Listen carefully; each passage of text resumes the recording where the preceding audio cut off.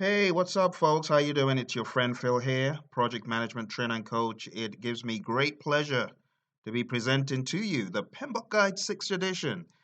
Now, it is interesting to know that the PMBOK Guide documents processes, procedures, and guidelines that in some way, shape, or form have been around for a long time. Let's talk about the standard for project management. The standard for project management is included as part 2 in this book called the PMBOK Guide.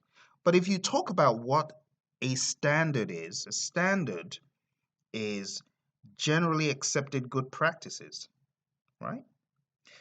The standard for project management is documented exclusively in part 2 because it gives you those processes that have been found to be good practices on most projects most of the time. Now, the PMI, they're very careful not to mention this as best practices. So they're good practices. Whether they're best practices is, of course, debatable. So, still talking about why we have this book called the PMBOK Guide, we have the common lexicon of project management presented in the PMBOK Guide. It gives you that foundation. It gives you a common language so that wherever you go in the world, whether you go to China, you go to Saudi Arabia, you go to the UK, you are affiliated with the PMI, you have studied the PMBOK Guide, you know these terms, hey, you can speak the same language. If you call a document a project management plan, the project managers in those countries know exactly what you're talking about. The code of ethics is talked about as well. In the code of ethics, I will call your attention to a document that you can search for. Google it, the PMI code of ethics. It really gives you an idea of what is good ethics for anyone affiliated with the PMI, be you a PMP, a PGMP, a project manager who is just a member of the PMI. It's definitely a code worth reading if you're taking the PMP exam. If you're affiliated with the PMI in any way, if you're getting ready to take the exams, this code of ethics is not optional. Now, it does sound a little bit straightforward, basic. Why is this even a document? But you'll be surprised at how many people do not have a good idea of PMI's perspective of ethics. Things like fairness and honesty may be practiced differently in different parts of the country, in different parts of the world. So, for that reason, the Code of Ethics is there to put everyone on the same page. It gives you that foundation to understand what PMI considers to be good ethics. All right, well, let's move on here. Let's go on to our next section in the PMBOK Guide. We call this foundational elements of the PMBOK Guide. So these are the basics. In this area, we talk about what is a project. What are projects? Well, like I said, projects are short-term endeavors that we undertake to deliver a product, service, or result. Projects give you a unique product, service, or result. Now, when we say unique, we mean it's unique by virtue of the customer, the time of the year, even if it's similar to a previous project. Okay? So projects, again, short-term endeavors, they are unique. Projects are also temporary. They don't continue forever and ever. They are also progressively elaborated, which means we learn more about the project as we proceed. Okay? We don't know every single thing about the project at once. Projects are also really important in firms because they drive change. They take organizations from their current state, where they are, to a future state. They take projects from a current state of lower business value to a future state of higher business value. And that value, it could be in the form of monetary assets, stockholder equity, utility fixtures. The future state of the firm really depends on what the strategic business objectives of the organization are. You know, perhaps they want to grow their market share. Perhaps they want better facilities. It really depends, you know. More intangible elements could be in the form of goodwill, maybe recognition of their brand, of the company brand, strategic alignment, and their reputation. Social media is big these days. That could be a project. So taking an organization from one state of low reputation to higher reputation on social media and so on. When we talk about projects, though, it's important that we realize certain factors influence these projects, not just what the strategic business objectives are. Those could actually be underpinned by other things, such as the need to meet a certain regulatory requirement or the need to satisfy stakeholders, uh, give stakeholders better satisfaction, to create new products or services to be competitive in the marketplace, or to implement change, maybe some business process reengineering. Those are all reasons why projects come into existence. Going over to the next section, when we talk about project management, what exactly is project management? This is talked about in 1.2.1, and project management is the application of knowledge, skills, tools, and techniques to meet the project requirements to deliver the deliverable.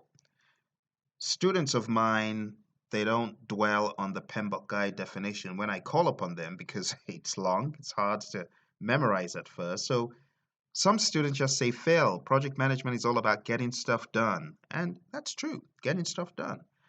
But to take it a step further, it's getting stuff done in a timely and orderly fashion to meet the needs of the customer, to meet the needs of the client, to meet those requirements. That is really what project management is. Project management is very important for many reasons because projects help a whole lot. They help the customer, they help the company meet the business objectives that they're seeking to. It also enables stakeholders be satisfied. It enables the project team to respond to risks in an orderly fashion, in a timely fashion, instead of running around and doing firefighting all the time. Project management helps you get your stuff aligned. It helps you know what's coming down the pike, and it helps you be organized. It helps you minimize waste, sometimes even prevent waste. When projects aren't properly managed, we see what happens: missed deadlines, poor quality, rework, cost overruns, stakeholders are upset, and the inability to deliver the benefits that you set out to deliver in the first place. So project management is very, very important. That cannot be overstated, the importance of project management. In the next section, we're going to talk about the relationships of these three things: projects, programs, portfolios, and operations management. These three things, I should say four things, adding in operations, are very important as you study the PMBOK guide. So think about the singular endeavor called a project, right? A project is a temporary endeavor. It's a one-time thing that we're undertaking to deliver a product, a service, or result. But let's take it a step further. Let's talk about what program management is.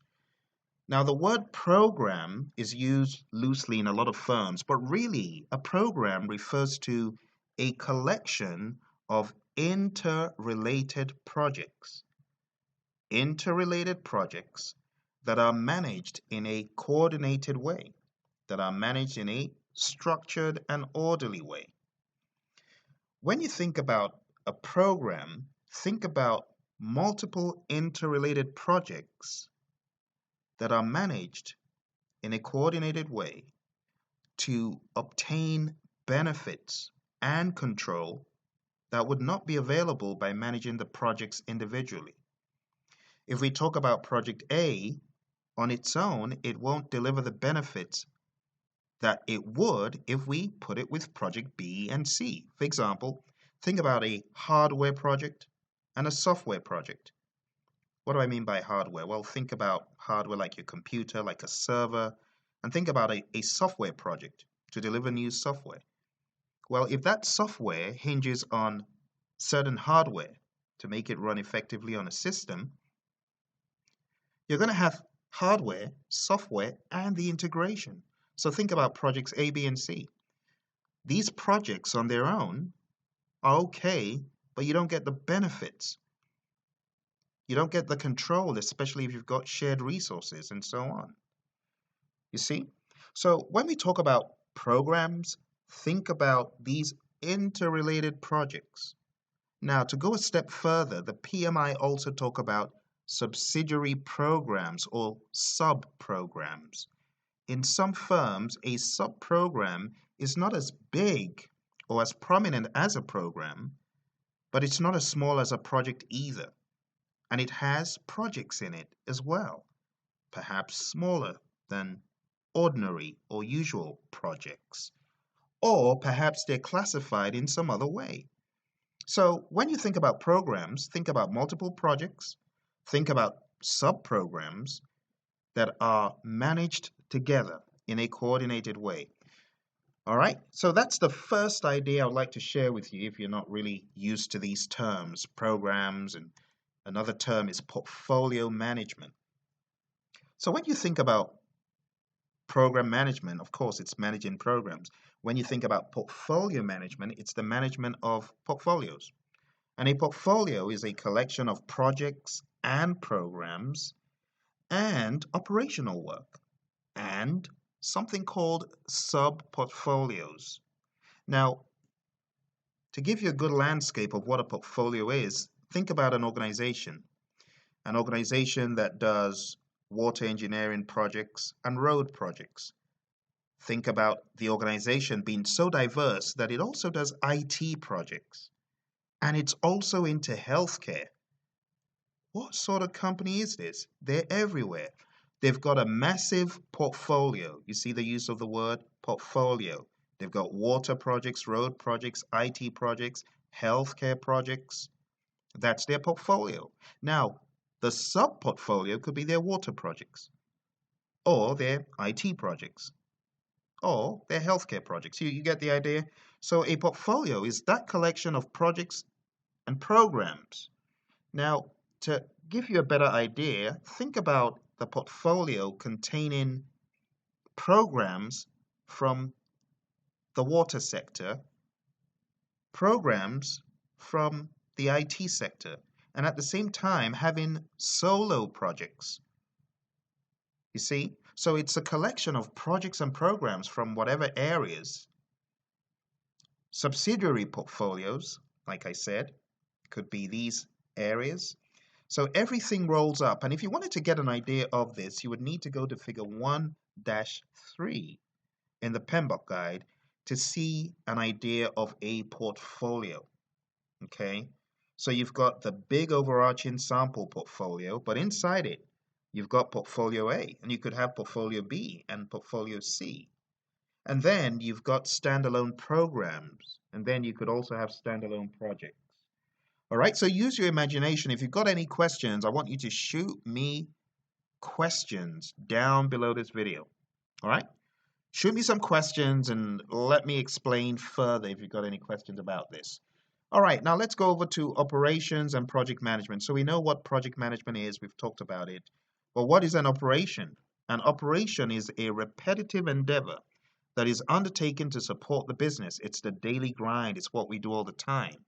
Okay, so we do these projects, programs, and portfolios across a span of time. Portfolios go on forever, hopefully as the company exists. Programs may continue for a very long time, but projects have a start and a definite end. A program could be a multi-year program. A program could go on for 10 or even more years, because as the program evolves, the scope could change, and the scope could continue changing. Some firms may categorize their programs for a particular year, XYZ program 2016 or 2017. But if you really look at it, projects are the shortest pieces in all of this. All right? So when we talk about operations and project management, see, projects intersect with operations. as the operations are ongoing to support the business, it's possible that projects would be needed to expand the output, for example, or to improve the operation, or to do some enhancement of sorts. So that's where projects and operations intersect. And that's talked about in the PMBOK guide as well.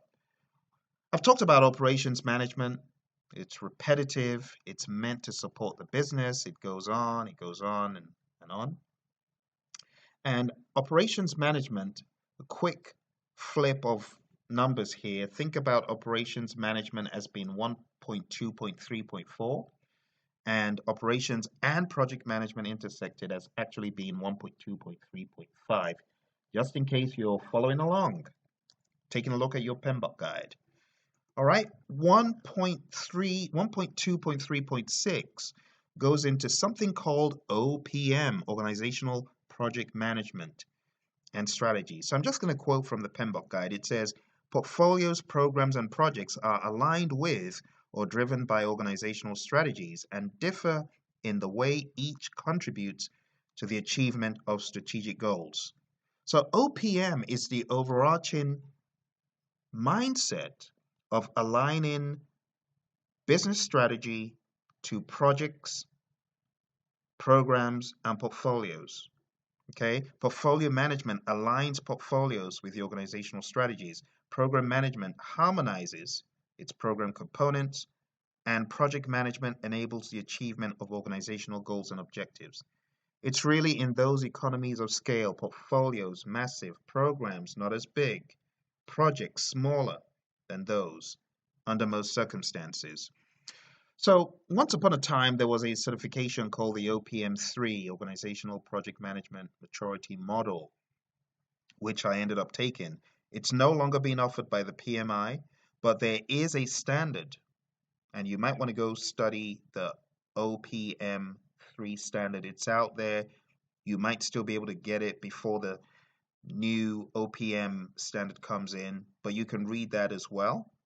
So PMI have asked you to refer to Implementing Organizational Project Management, a Practice Guide. So that will give you some ideas. But when you think about OPM, it starts off by having that strategy for the organization. Having that strategy is not just going to become manifest without first sharing the vision and training people. People need to be trained to embrace the project management vision for the firm and understand where the company is going from a project management standpoint. And then, as the portfolio is crafted, people know how to manage their programs and projects. Because there's a big difference between portfolios versus projects and programs. Portfolio management is doing the right work. When you think about great portfolio management, it's all about doing the right work. But when you think about programs and projects, it's about doing the work right. Get it? Doing the right work versus doing the work right. Okay?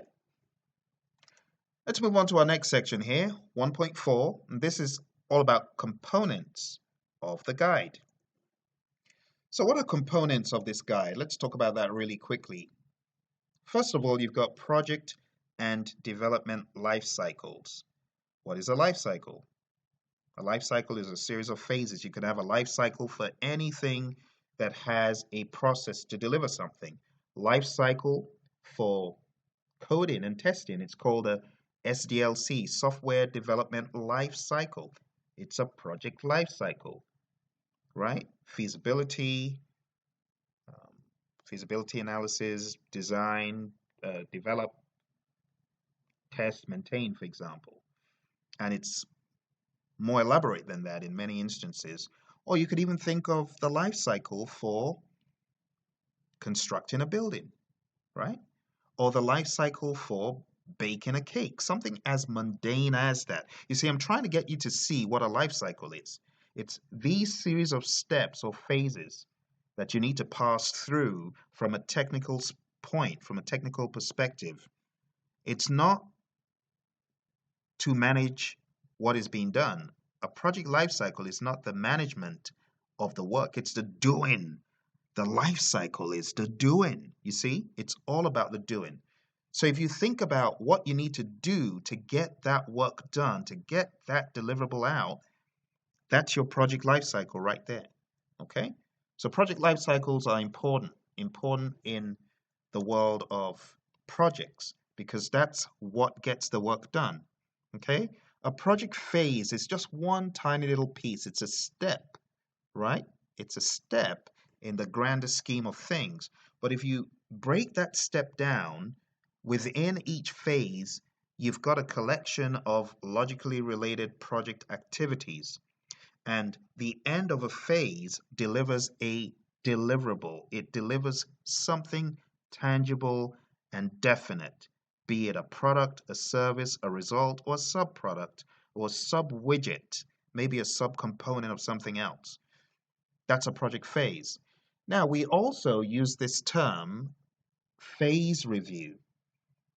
And when you think about phase review, it's really a phase gate or a phase exit. It's a review at the end of each phase. So if projects are being well managed, you don't just go from phase to the next phase. You should have a phase end review to find out, did we really meet the mark? Did we get what we were looking for? And can we move on? Those are some of the questions that should be asked. The next thing is project management processes that's in the PMBOK guide, and in 1.2.4.4, this is talked about. So there are 49 processes in the PMBOK guide 6th edition, okay? And this is talked about in the PMBOK guide in a lot more detail. But at a high level, you need to know that these are specific project activities that are geared towards delivering an output. And that output sometimes may become an input to another project management process. So we've made a shift here. I don't know if you saw the shift from project lifecycle, that's all about the technical stuff, doing the work, to project management processes. Now, back in time, a term, project management lifecycle, was used. The project management lifecycle is all about managing. That's why it has the word management in it. It's about managing the work. See? All right, the next section that we have in the PMBOK guide is project management process groups. So each process of project management could be put into a group. So 1.2.4.4 is the processes, but we could actually group those processes. Here's an example. Develop project charter is the first process of project management in the PMBOK Guide 6th edition. It's called Develop Project Charter. What does it mean? What is a charter? A charter is a document. It authorizes the project and it authorizes the project manager. Think about a document that says, hey, you, Joe Blow, Susie Public, whatever your name is, you are the project manager and you can apply resources to manage this project, so on and so forth. Here's what the project is about. It's a charter. You see, that is a project management process. That is not coding. That is not testing. That is not baking. That is not tarring. That is not doing medical billing. It's none of that. It's not technical work. It's project management related work. It's called Develop Project Charter. It's a process. Now we can take that process, Develop Project Charter, and we can put it into a group. Initiating is the group it belongs because initiating is the genesis. It's the beginning of the project. See what I'm saying? We have another process called Develop Project Management Plan. That is developing a plan for the project. Now that will be grouped differently from initiating. It's not initiating. It's gone beyond the initiating stage. It's now in the planning stage. You see, so each process can be grouped and each of the 49 can be grouped. See, if you wanted to get an idea, should I show you something really scary? Go to page 25, take a look. Now, it's not that scary if you take it in bite-sized chunks, and I'm going to be breaking it down for you. Have you gone off to page 25? Come back, come back. Don't go there. We're going to get there eventually, all right? Let's talk about the next thing here. It's project management knowledge areas. So in the PMBOK guide, each of these processes belongs to not just a process group, but also a knowledge area. It's an area of knowledge that you can classify this process in. For example, develop project charter belongs to the initiating process group, but it also belongs to the project integration management knowledge area. You see? So we'll talk a lot more about all of this stuff as we go along. Remember, this is really high level. And as you begin to read all of this stuff in the PMBOK guide, it's going to make a lot more sense. It's going to make a lot more sense to you. So I'm giving you the top of the waves. I'm giving you Phil's version. As you go through the PMBOK guide, it's probably going to make a lot more sense to you. Okay? But at a very high level, really quick, if you were following along and going through the knowledge areas, you probably got there. So the knowledge areas of project management, I'll give you a quick mnemonic. And the mnemonic is I saw 6 Cubans quietly rolling cigars, really puffing smoke. Now you can make your own mnemonic up, but I for integration, S for scope, 6 schedule, Cubans cost, quietly quality, rolling resources, cigars, communications, really, risk, puffin, procurement, and smoke, stakeholders.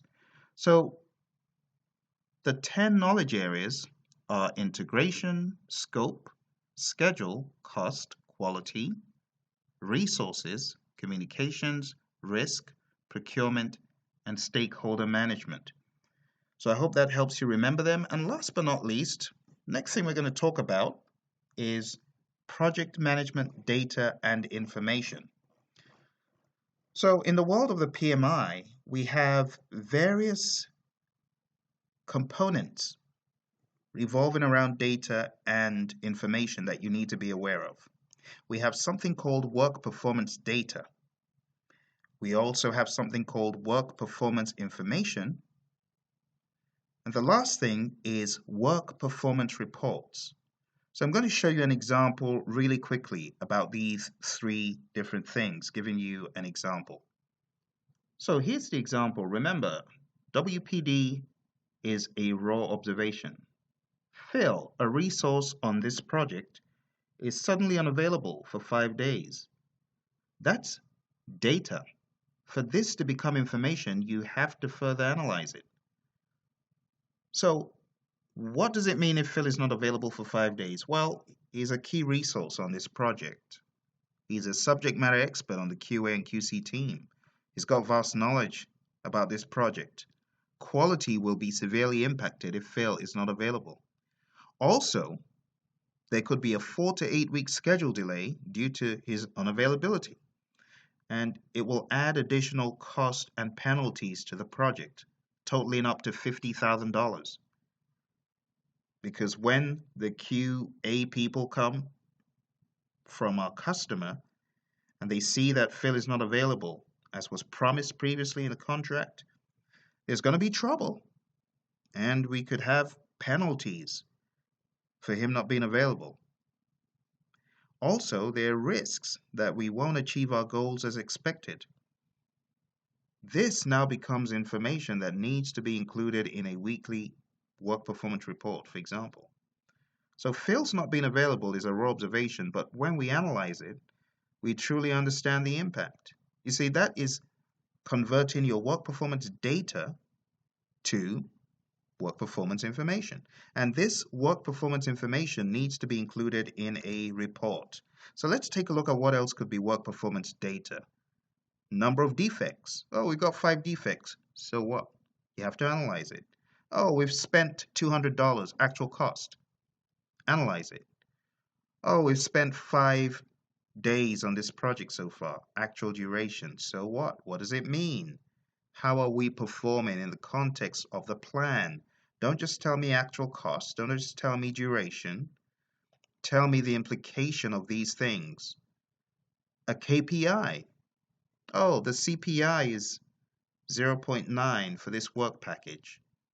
What does it mean? You see, so work performance data could be any of these things. It's a raw observation, but it has to be analyzed. Now, I'm going to give you some specifics. You might want to come back and watch this video again because this is a recurring theme in the PMBOK guide. Work performance data, work performance information, and work performance reports. How do you wrap your mind around it? The first piece, WPD, I call it, is an output of only direct and manage project work.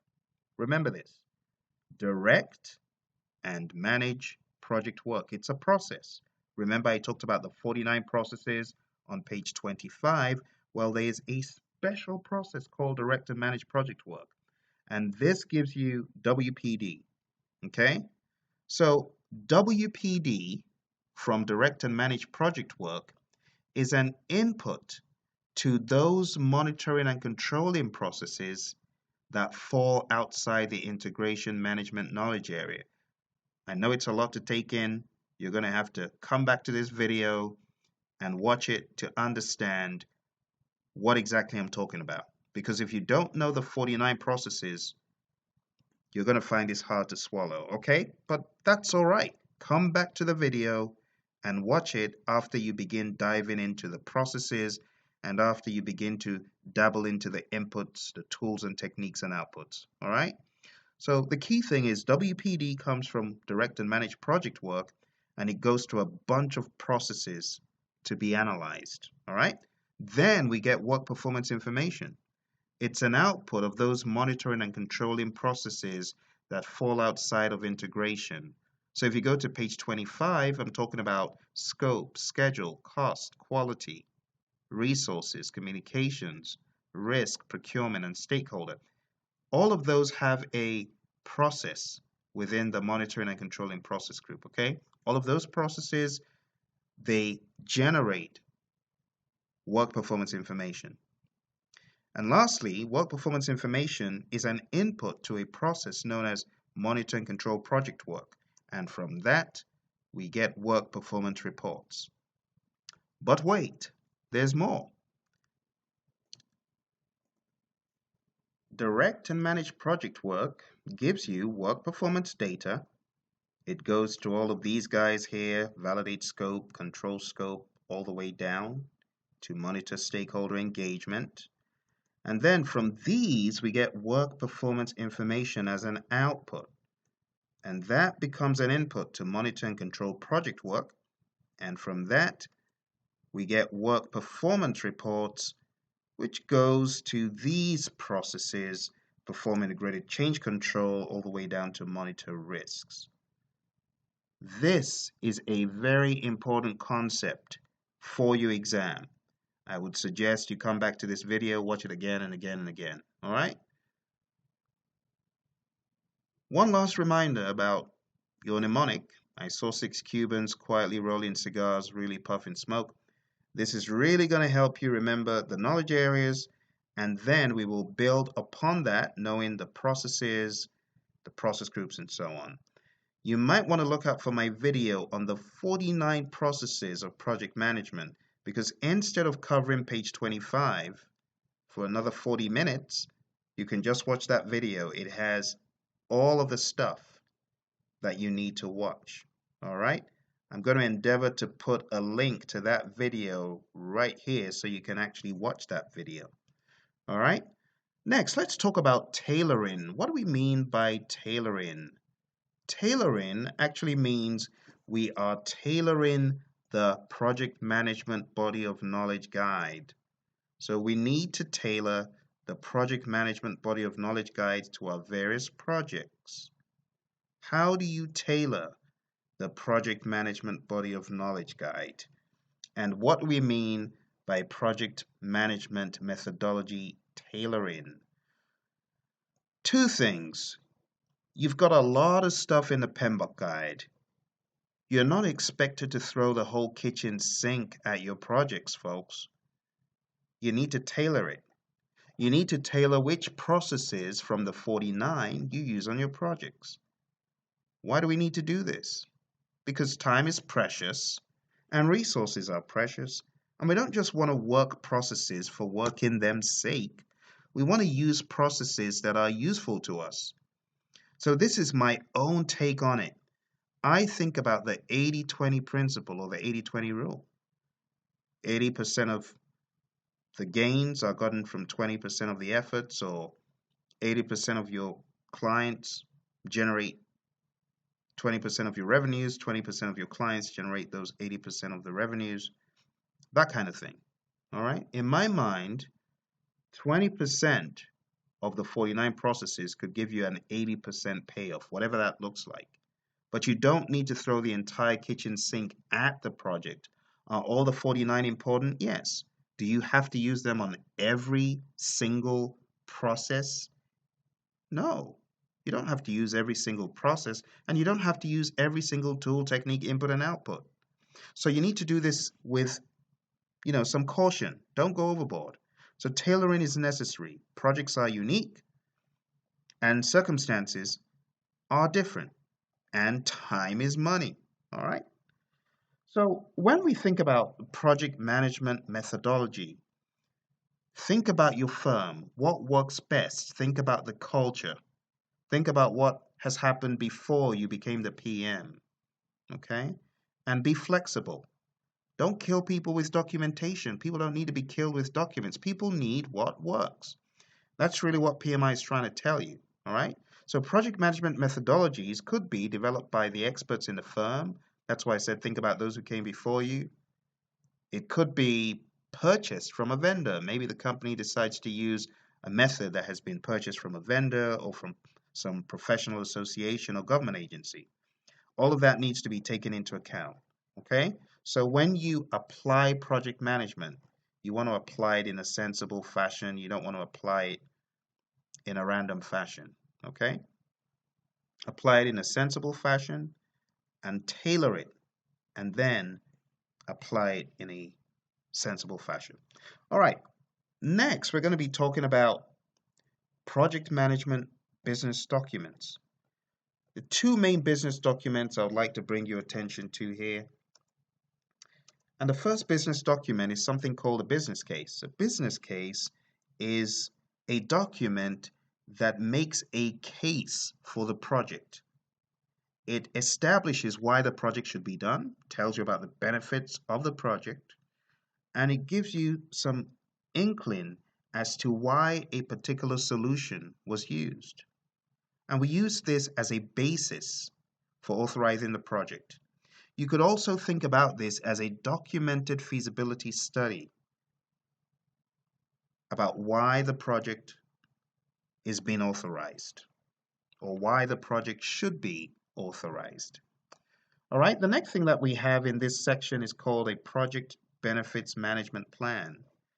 A benefits management plan is an explanation about how the benefits are going to be maximized and sustained, how they're going to be realized.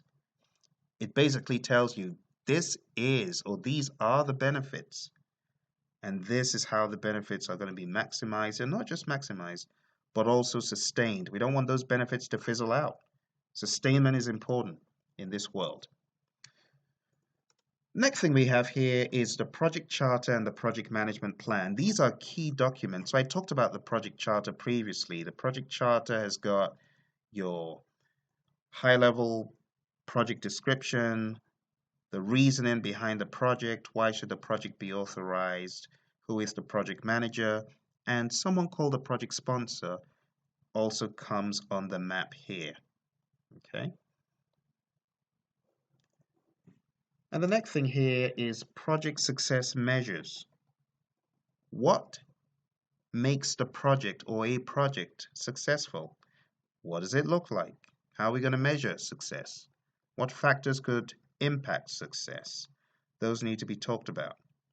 We also need to think about return on investment. Some other financial measures such as NPV and IRR, and I'm not going into this, payback period and benefit cost ratio. These could also be looked into as far as a success measure. The higher the NPV, the better. Higher the return on investment, the better. The higher the IRR, the better. The shorter the payback period, the better. The payback period is that period of time that it takes to recoup your initial investment. And the benefit cost ratio is the benefits versus the cost, the ratio of the benefits or revenue. So when we talk about benefits, we're talking about revenue, the ratio of that to cost. All of these measures could be used to establish project success. So I hope that helped you. We have covered roughly 36 pages in 45 minutes, roughly a minute plus per page, as promised. Now, if you wanted a deeper dive into this stuff, we have a full-blown 35 contact hour course. This is but the tip of the iceberg, just to get you to the point where you can pick up this 756-page book and begin to crack the thing open. All right, so that's chapter 1. Don't forget, we have chapter 2 and 3 still coming up. So stay tuned to the channel. Don't forget to click on the subscribe button, and don't forget to hit like if you really found this useful. We would like to hear from you. Let's engage. Let's have a conversation. Make sure you leave your comments below and your questions. Thank you very much for your audience, and I wish you all the best as you study for the PMP exam based on the 6th edition. Bye for now.